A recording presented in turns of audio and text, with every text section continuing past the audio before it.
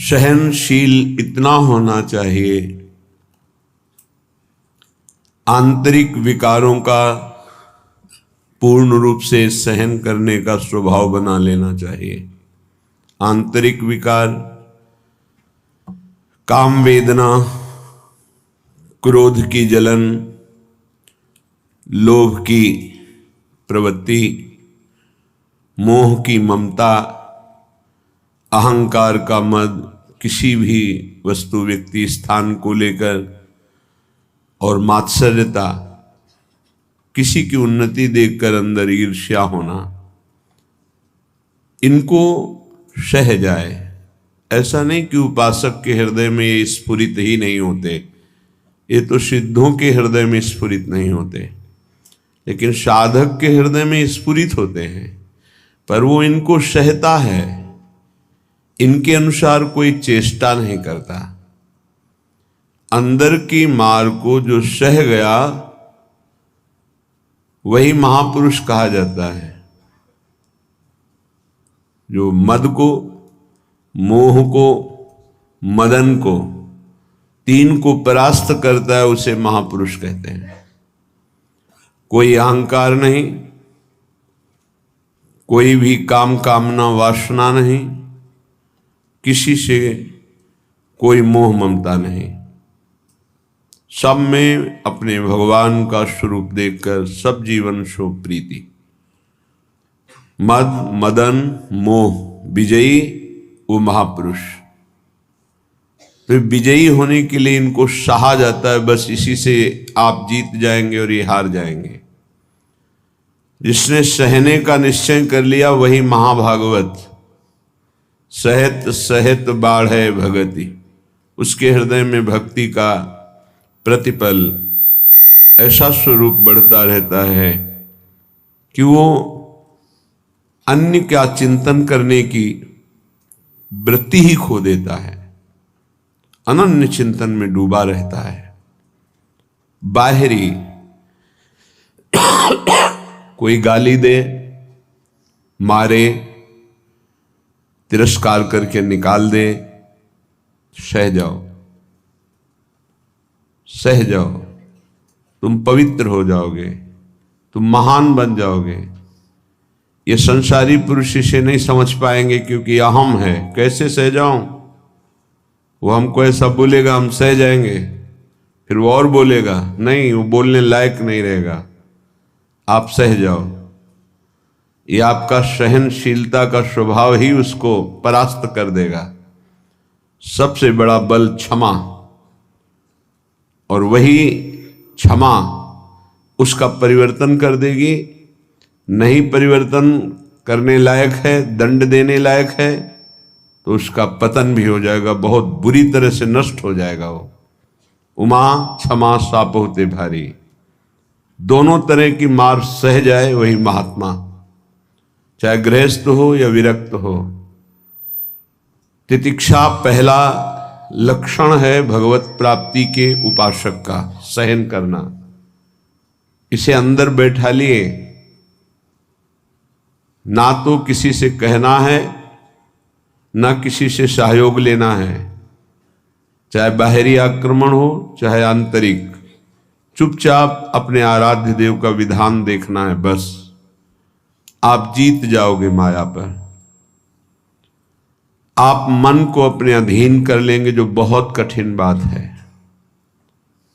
श्रीपाद प्रबोधानंद जी महाराज करुणा करके कह रहे हैं, अय उपासक, चांडाल स्वखरादिवद यदि जनाः कुर्वन्ति सर्वे तिरस्कारम दुर्विषहंच तेन नहि मे खेदस्तनीयानपि देवा दिव्य में च भूत निबहा प्राणाश्च दद्युर्महा स्नेहातुष्टमतो न मे गुरुतृषो श्रीवृंदावनीये रसे। ऐ मित्र, ऐ सखे, मेरी बात मान ले। जो नीच पुरुष के द्वारा किए हुए अपमान को मुस्कुरा के सह जाता है, वो प्रिया प्रीतम के प्रेम को सहने की योग्यता प्राप्त कर लेता है। ये शर्त है। नीच पुरुष, आप शरीर से उसे दंड देने में सबल हैं, आप तप के द्वारा उसको नष्ट कर सकते हैं, हर तरह से आप उस पर शासन कर सकते हैं। ऐसे होते हुए भी आप किसी भी तरह का उसके लिए कोई दंड विधान नहीं करते और वो आपको गाली दे रहा है। हो सकता है वो आपके शरीर को भी चोट पहुंचा दे, आप मुस्कुरा के चल दिए तो आपको वो वस्तु मिलेगी जो बड़ी बड़ी साधना से नहीं मिलती। ये रहस्य है। यह रहस्य जल्दी किसी की समझ में नहीं आता है। अगर समझ में आ गई तो समझ प्रिया प्रीतम के चरणों तक पहुंच जाएगी। प्रार्थना मान लीजिए, सहन करना प्रिया प्रीतम को प्राप्त करना है। कहने चांडाल स्वखरादिवद, जैसे कोई गधे को, कुत्ते को ऐसे बुरी तरह से तिरस्कार करे, वो क्या करेगा? चल देगा। गधा खड़ा है, क्या करोगे? डंडा मारोगे, उसको गाली दोगे, वो चल देगा वहां से। वो कोई आप प्रतिक्रिया नहीं करेगा आपके प्रति, वो भाग पड़ेगा वहां से। कुत्ता है, आप टुकड़ा रोटी का डालिए, पुचकारिए, आएगा, फिर डंडा मार दीजिए, फिर चला जाए, फिर पुचकारिए, वो फिर एक बार आपको देखकर हिम्मत करेगा, फिर आएगा, फिर मार दीजिए। वो कोई प्रतिक्रिया नहीं करेगा, प्रतिकूल व्यवहार नहीं कर पाएगा। ऐसे एक बार परमहंस श्री स्वामी ओंकारानंद सरस्वती जी महाराज उनके चरणों में बैठे हुए थे, तब उन्होंने कहा, बच्चा, साधु को इतना सहनशील होना चाहिए जैसे कुत्ते का। कुत्ते का सहनशील स्वभाव, उसे टुकड़ा डालो, पुचकारो, आ जाएगा, डंडा मारो, भाग जाएगा, फिर बुलाओ, फिर आ जाएगा, उसको मान अपमान का कहीं कोई बोध नहीं। ऐसे ही कई बार साधु का अपमान हो, फिर आओ अच्छा ले लो रोटी, फिर गाली दे, फिर भगा दे, फिर आओ अच्छा ले लो। उसको कभी बुरा नहीं लगना चाहिए और आखिरी बात तक फिर हाथ फैला देना। लाइए, ये बड़ी बात जो महापुरुषों में पाई गई, ये बड़ी बात पाई गई। मानापमान का किंचन मात्र भी कोई प्रभाव नहीं। श्वान की तरह जैसे उसको मान अपमान का कोई, तब वो त्रिभुवन पूज्य ब्रह्मा के द्वारा भी नमस्कार योग्य हो जाता है। ऐसे महापुरुषों के पीछे भगवान डोलते हैं कि इनकी चरण रज हमारे ऊपर पड़ जाए। स्वयं भगवान कहते हैं, मैं ऐसे भक्तों के पीछे डोलता हूं। निरपेक्षम मुनिम शांतम निर्वैरम शम दर्शनम अनुब्रजाम्य हम नित्यम पूये त्यंगुरेणु भी। हे, बहुत बढ़िया अवसर है, सह जाओ। जब कर्म भोग आता है तो किसको गाली दोगे? सहते हो ना, तो एक कर्म भोग मानकर सह जाओ। अंदर विकार आवे तो सह जाओ, बाहर कोई अपमान करे, गाली दे तो सह जाओ। बहुत ऐसे स्थान पर पहुंच जाओगे जहां सुख ही सुख है, दुख का लेश नहीं है। और ये अपमान करने वाले, निंदा करने वाले वहां पहुंचाने में हमारा बड़ा सहयोग करते हैं। इसलिए कभी इनका बुरा ना सोचे। करत जे अनशहन निंदक तिन्हु पे अनुग्रह कियो। हे भगवान, इनको कभी दंड मत देना, इनकी बुद्धि शुद्ध कर दो, इनका शरीर स्वस्थ रहे। नाथ, ये तो यंत्र मात्र हैं आपके मंगल विधान कराने में, हम इनको बिल्कुल दोषी नहीं मानते। ऐसा स्वभाव भक्तों का होता है। कह रहे हैं कि नीच पुरुषों द्वारा, जैसे चांडाल आदि हैं, चांडाल कहते हैं जो चतुर्वर्ण से रहित, जो मांस मदिरा व्यभिचार हिंसा इस तरह के आचरण करता है, उसे चांडाल कहते हैं। तो कुछ भी खा सकता है। शास्त्रों में कुत्ते का मांस खाने वाला, ऐसे नाना प्रकार के कुमार्गगामी प्रवृत्तियों में जो हर्षपूर्वक चलता है उसे चांडाल कहते हैं। ऐसों के द्वारा भी यदि इस तरह से अपमान किया जाए जैसे कुत्ते और गधे का, स्वखरादिवद यदि जना कुर्वन्ति सर्वे तिरस्कारम, यद्यपि दुर्विशहंच, सहन करना ये साधारण पुरुषों की हिम्मत नहीं है, ये केवल महात्मा की हिम्मत है, दूसरे की ताकत नहीं। महात्मा किसी वेश का यहाँ संबोधन नहीं है, यहाँ गुणों का संबोधन है। वो गृहस्थ भी हो सकता है, वो स्त्री भी हो सकता है, वो पुरुष भी हो सकता है, बालक भी हो सकता है, जवान भी हो सकता है। ये बात धैर्यपूर्वक समझनी है। भगवान कृपा करते हैं, ऐसा अवसर देते हैं कि हमारा अपमान होता है। उस समय अपनी स्थिति को नापिए कि आप क्या है। यदि उस समय भगवान का मंगल विधान मान करके आप प्रसन्न मुद्रा में हैं, जोई जोई प्यारो करे सोई मुहि भावे, बस बात बन गई। देखना कुछ ही दिनों में आपकी भूमिका बदल जाएगी हृदय की, आपकी स्थिति अध्यात्म की ऊंचाई पर पहुंच जाएगी। खेदस्तनीयानपि, खेद भी नहीं होना चाहिए। यद्यपि तिरस्कारम दुर्विसहंच तेन नहीं में खेदस्तनीयानपि, यद्यपि असहनीय होता है।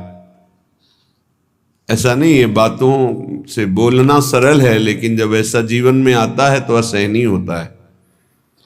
और भगवत कृपा से 20 बार ऐसा आया है पूरे जीवन में, जब सामने से तिरस्कार हुआ है, अपमान हुआ है। अब गंगा किनारे भ्रमण कर रहे हैं, बहुत से ऐसे शराबी, चोर, डाकू ऐसे मिले जिन लोगों ने बस भगवान का विधान मान करके, जैसी आपकी प्रभु इच्छा। कभी कभी जब ज्यादा व्याकुलता होती तो आकाश की तरफ देखते हैं। ये आकाश भगवान का स्वरूप है, ये निर्मल है, ये निर्विकार है। ये बादल जो आप देखते हैं आकाश में नहीं है, ये तो बहुत नीचे हैं। हमें लगता है जब हवाई जहाज उड़ता होगा तो बादलों को करो, क्योंकि आकाश की सीमा नहीं, असीम है। ऐसे ही आकाश को देखने से लगता है मेरे भगवान जैसे असीम और निर्विकार हैं, कहीं भी देखो आकाश मिलेगा। ऐसे ही भगवान अपने भक्त को असीम और निर्विकार बनाना चाहते हैं, शरीर की सीमा में नहीं रखना चाहते। बड़ा बल मिलता था आकाश से। जब कभी कोई विक्षेप पड़ता तो एकांत में आकाश की तरफ देखते, मानो भगवान उपदेश देते थे आकाश के रूप में। खेदस्तनीयानपि, खेद भी नहीं होना चाहिए कि हमने कोई अपराध तो किया नहीं, ऐसा क्यों? नहीं नहीं, भगवान का विधान है। मंगलमय भगवान का ये विधान है जो हमारी हृदय की भूमिका को बढ़ा रहा है। आप कहेंगे भगवान का विधान साधकों के साथ तो जाने दो, सिद्धों के साथ वो करते हैं। बड़े बड़े सिद्धों को यही अपने ब्रज में पंडित रामकृष्ण बाबा जी महाराज, बड़े सिद्ध महापुरुष, संपूर्ण ब्रजमंडल के परम पूजनीय, ब्रजवासियों के द्वारा अत्यंत दुलार किए गए और संपूर्ण शास्त्रों के मर्मज्ञ और भावदेश में प्रवेश पाए हुए महापुरुष। कुछ धनी मानी भगत आए, ब्रजवासी और संतों का भंडारा किया, सब बांट दिया। शाम के कुछ लोग आए, कहा सुना था धनी मानी आए थे, क्या है लाओ मुझे। बाबा ने कहा यहाँ तो कुछ नहीं रखा गया, सब बांट दिया। एक लाठी मारी, रक्त प्रवाह होने लगा। कुटिया में गए, देखा वास्तविक कुछ नहीं था। तो उनका अच्छा चोट लग गई, कहा कोई बात नहीं, कोई बात नहीं। अचले से बांध लिया सर। इतने सिद्ध महापुरुष, ऐसा प्रहार, रक्त स्राव होने लगा।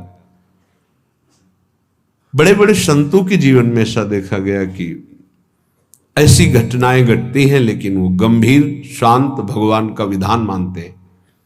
तो साधक को ऐसी परिस्थिति में भगवान में चित्तवृत्ति लगा लेनी चाहिए कि कोई मंगल विधान है जो हमारे पापों का शमन कर रहा है, जो हमें पवित्र कर रहा है, जो हमारी अध्यात्म की भूमिका को उठाने के लिए भगवान ने ये लीला रची है, सह जाना चाहिए। देवा देव्य इमे च भूत निवहा प्राणाश्च दद्युर्महास स्नेहास तुष्टमतो नमे गुरुतृषो श्री वृंदावनी ये रसे। वृंदावन में जितने वास करते हैं, चाहे वो पशु पक्षी हों, वृक्षलता हों, या भगवान शिव गोपीश्वर के रूप में विराजमान, या जो भी देववृंद, व्यक्त अव्यक्त महापुरुष, मैं सबसे बहुत तृष्णाशील होकर के याचना करता हूं कि आप हमसे संतुष्ट हो जाएं और मुझे कभी किसी अपराध के कारण वृंदावन से बाहर ना निकाला जाए। ये वृंदावन का जो महायश है वो समापन की तरफ प्रार्थना कर रहे हैं। हे गोपीश्वर महादेव, हे समस्त खगमृग पशु पंछी, हे वृंदावन के व्यक्त अव्यक्त महापुरुषों, यदि मेरे से कोई अपराध बन गया हो या बन जाए तो यहां दंड दे देना, पर मुझे कभी यहां से निकालना नहीं, मुझे धाम से वंचित मत कर देना। मैं बहुत तृष्णाशील हूं, बहुत प्यास है हमारे अंदर प्रिया प्रीतम के प्रेम की, और वो केवल वृंदावन प्रेम समुद्र ही बुझा सकता है। इसलिए मुझे कभी अलग मत करना, कोई अपराध बन जाए तो मुझे यहां से निकालना मत। मेरे लिए और कोई संतोष विधान नहीं हो सकता। श्रीपाद कह रहे हैं मुझे और कोई संतोष प्रदान नहीं कर सकता कि हमारे अंदर दिव्यता आ गई, सिद्धियां आ गई, संतुष्ट हो गया। नहीं नहीं, मुझे केवल वृंदावन चाहिए। ये तो प्रार्थना की, दो पंक्ति में उपदेश सहनशीलता का, दो पंक्ति में प्रार्थना, ये सबको करनी चाहिए। दो पंक्ति अपने आचरण में उतारने चाहिए, दो पंक्तियों की प्रार्थना करनी चाहिए। कई बार प्रार्थना में बताया है कि ऐसी प्रार्थना करके कि मन वचन कर्म से अगर कोई अपराध बन गया हो तो हे वृंदावन धाम, हे वृंदावन धाम के व्यक्त अव्यक्त महापुरुषों, जाने अनजाने में मन वाणी शरीर से जो कोई चेष्टा आपके विपरीत हुई हो क्षमा करना, और मुझे धाम की कृपा से कभी वंचित मत होने देना। आगे उपदेश कर रहे हैं। भ्रातः समस्तान् साधनानि विहाय वृंदावनम स्वाश्रयस्व यथा तथा प्राक्तन वासनावास शरीरम वाणी हृदय विचेष्टता। भाई भ्राता, हे भाई, मैं बहुत अनुभव करके बता रहा हूं। समस्तान्य साधनानि विहाय, साधनों को बल छोड़ दो। ये अहंकारी को समझ में नहीं आता। उसको लगता है कि अगर साधन का बल छोड़ दिया तो साधन में रुचि नहीं रहेगी, तो बात फिर कैसे बनेगी, फिर तो असाधन हो जाएगा, मतलब आप शरणागत नहीं हो। इष्ट का बल नहीं है, आपकी क्रियाओं का बल है। आप जिसे साधन कहते हो वो क्रिया बल है। क्रिया बल है तो कितनी भी पवित्र क्रिया हो वो मूढ़ता नहीं छूटती, और मूढ़ पुरुष कभी परम पद का अधिकारी नहीं होता। अहंकार विमूढ़ात्मा करता हमिति मन्यते, मैं ये करता हूं ऐसा भाव मूढ़ता को बनाए रखता है, और मूढ़ पुरुष कभी परम पद में आरूढ़ नहीं होता। तो क्या करे, साधन छोड़ दे? नहीं, साधन छोड़ने की बात नहीं कह रहे, साधन का आश्रय छोड़ने की बात कह। आश्रय भरोसा लाडली का, और उन्हीं की कृपा से साधन चल रहा है। सर्वेषु साधन वरेषु चिरम निराशा, हरिवंश महाप्रभु कहते हैं। सोई यहां श्रीपाद प्रभु जो वृंदावन रस को